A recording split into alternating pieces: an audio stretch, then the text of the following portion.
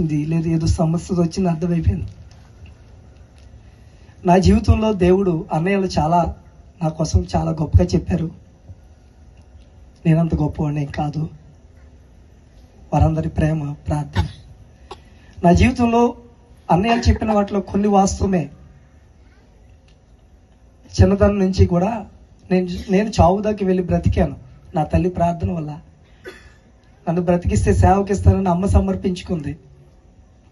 అది నాకు తెలుసు. రోజులు గడుస్తున్నాయి, చాలా సంవత్సరాలు అయిపోయాయి.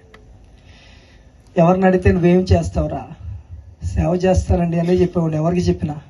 ఈ రోజుకి చాలామంది నా బంధువులు ఏమంటారంటే నువ్వు పాస్టర్ కదా అని అడుగుతారు. ఎందుకంటే ఎప్పుడు నేను అదే చెప్పేవాడిని వాళ్ళకి.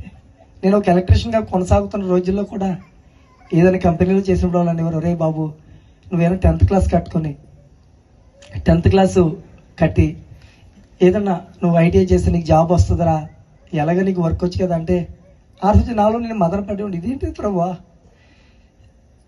నీ సేవ కదా చేయాలి అని నాలో నేను అనుకునేవాడిని. అయితే రోజులు చాలా గడిచాయి, వివాహం అయిపోయింది. దేవుడు సేవ చేయమని పదే పదే నన్ను పిలుస్తున్నాడు. చాలా సూచనలు ఇచ్చాడు, చాలాసార్లు దేవుడు స్వయంగా పిలిచారు. అయినా సరే నేను లోబడలేదు. కారణం ఏంటంటే నాకు మరి ఇక్కడ గాడాల్లోనే చిన్న స్థలం కొనుక్కోవడం జరిగింది. దాంట్లో ఇల్లు కట్టడానికి అప్పు చేసాం. ప్రారంభం నుంచి ఏంటంటే మేము చిన్నగానే, ఎక్కువ సంపాదన ఏం కాదు. రాజమండ్రిలోనే 30 సంవత్సరాల సుమారు అద్దెలు కట్టాం. వచ్చిన సంపాదన అద్దెలకి కరెంటు బిల్లుకి.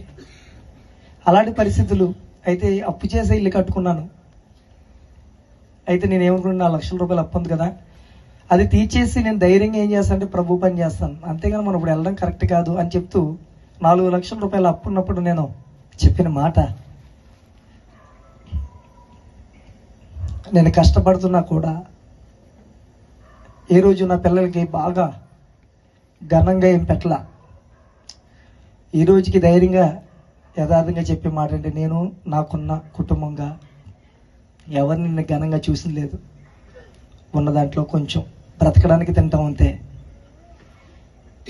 రోజులు గడిచిపోతున్నాయి, అప్పులు ఎక్కువైపోయాయి. కానీ నేను సాధించలేకపోగా నాకు ఒక రోజు తను సిగ్గుపడే ఒక మాట మాట్లాడింది. మా జీవితంలో చాలా ఇబ్బందులు పడ్డాం మేము. మా వ్యక్తిగతం, మా మనస్తత్వం వేరు, దేవుని యందు మాకున్న ఆలోచనలు వేరు. అయితే బయటికి అన్ని విషయాలు తెలియపరచలేము. మేము పడుతున్న పరిస్థితి పూర్తిగా వేరు, కానీ బయట వినబడే పరిస్థితులు వేరు. కాబట్టి చాలా రకాల ఇబ్బందులు, అవమానాలు, బాధలు పడ్డాం. అయితే ఇంతకాలం ఈ ప్రయాణంలో ఏ రోజు కూడా నిన్ను చేసుకోవడం వల్ల నాకు ఈ పరిస్థితి వచ్చిందని తను ఎప్పుడు నన్ను అనలా, ఏ రోజు అనలేదు. అయితే ఒకరోజు మాత్రం రాత్రికాల సమయం ఎప్పుడో చాలా బాధ కలిగే మాట ఉంది. నువ్వేదో సాధిస్తావు, ఏదో చెందుతావు, మేము బాగా బతికేస్తాం, అలా ఇలా అని చెప్తే నేను పెళ్లి చేసుకోలేదు నిన్ను. మా వాళ్ళందరూ నువ్వు సేవ చేస్తారని చెప్తే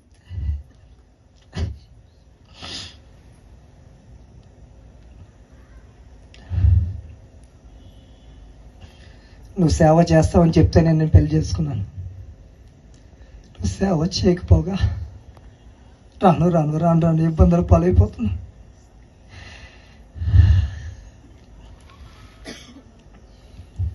ఒక మాట చెప్పాలని ఆశపడుతున్నాను అందరికీ ఈ సందర్భంగా.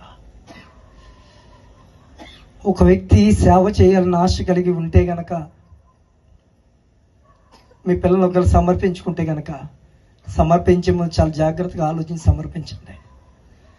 సమర్పించామని వదిలేస్తే కాదు. సమర్పించబడిన వాడు ఆ స్థాయికి వెళ్ళడానికి కావాల్సినటువంటి అన్ని రకాల సహాయం కూడా కావాలి. నా జీవితంలో అన్నయ్యలు చెప్పినప్పుడు, దైవ సేవకులందరూ చెప్పినట్టు నిజమే, చాలా ఇష్టం. నాకు వేరే ఆశలు లేవు, ఫస్ట్ నుంచి దేవుడు ఇష్టం బాగా. కానీ సరైన వయసులో ప్రభు కోసం బ్రతకదామంటే సరైన సపోర్ట్ నాకు దొరకలేదు.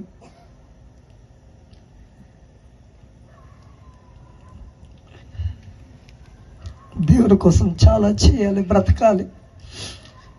ఎందుకంటే నా వయసులో ఉన్న వాళ్ళు చాలా మంది రకరకాల వ్యసనాలు, ఎవరు కాదు నా స్నేహితులే. ఈరోజు రాజమండ్రి అన్నపూర్ణ పెట్టి వెళ్తే నా స్నేహితులు బోల్డ్ మంది కనబడతారు. తాగేసి భయంకరంగా ఉంటారు, వాళ్ళు తాగి తిరుగుతారు. కొంతమంది HIV వ్యాధులు చచ్చిపోయారు. ఇలాంటి పరిస్థితుల్లో నన్ను యేసుప్రభు బాగు చేశాడు. ఈరోజు నేను బాధపడేది నా బంధువులు, నా సంబంధుల విషయంలో ఏంటో తెలుసండి, నా పూర్వీకుల నుంచి ఒక శాపం ఏలుబడి చేస్తుంది. ఏంటంటే నా రక్త సంబంధులు, అంటే నా నాన్న వాళ్ళ చెల్లెళ్ళు, అక్కలు, వాళ్ళ పిల్లలందరూ కూడా ఏదో ఒక వ్యసనం భయంకరంగా. అక్కడికి చాలాసార్లు వెళ్ళినప్పుడల్లా ఏడుస్తాను నేను. ఏంటి ప్రభా వీళ్ళ పరిస్థితి, వీళ్ళకి ఎలా చెప్పను, నేను బాధపడతాను. కానీ అలాంటి పరిస్థితుల్లో యేసు ప్రభు నా జీవితంలోకి రాకపోతే నేను కూడా అలాగే అయిపోయేవాడిని. కానీ యేసు ప్రభు నా జీవితాన్ని మార్చాడు. నా ఆశ ఏంటంటే, అరే నాలా ఎంతోమంది పాడైపోతున్నదిగా సమాజం. చాలా మంది పైకి బాగా కనబడుతూ లోపల భయంకరమైన వ్యసనాలకు గురైపోయి, చెడిపోయి, పాడైపోయి చావు దాకా వెళ్ళిపోతుంటే ఆ కన్న తల్లిదండ్రులు అర్ధాంతరంగా ఏడుస్తున్నారు కదా. అలాంటి వాళ్ళందరూ బాగుపడాలని చెప్పి నేను చిన్నప్పటి నుంచి నాకు తెలిసినటువంటి ఆ స్థితి నుంచి కూడా ఆశపడేవాడిని. కానీ నాకు సరైన సహకారం దొరకలేదు.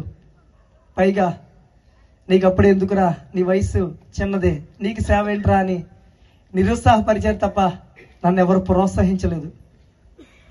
చాలా లోన్లీగా, లోపల చాలా మానసికంగా నేను నలిగిపోయాను నా జీవితంలో. ఆ కారణం చేత దారి మలుతూ నేను దేవుని సేవ అనే స్థాయి నుంచి వేరే స్థాయి. ఒకరోజు నా ఆత్మీయ తండ్రి అన్న మాట ఏంటో తెలుసండి, నేను ఆయనతో చాలా చోట్లకి నేను మీటింగ్స్కి వెళ్ళేవాడిని. నేను చాలా ఇష్టం, చాలా ఎంత ఇష్టం అంటే, ఎవరి మీద కోపం ఉంటే వాళ్ళని గసురుతారు. నా మీద ఒకరు కోపం వస్తే నన్ను కొట్టి సమాధానం ఆయన నన్ను మాట్లాడతారంటే నేను చాలా ఇష్టం. అది అంత హక్కు నాకు. నేనంటే ఆయన నా తొడకాళ్ళ మీద ఎట్టి నాకు బాప్టిజం ఇచ్చారు ఆయన. నేనంటే చాలా ఇష్టం. ఏంటో తెలియదు, కొన్ని పరిస్థితులు మారిపోయాయి. అలాంటి పరిస్థితుల్లో నీకు అప్పుడే వయసు ఏంట్రా, ఇంక చిన్న వయసు కదా,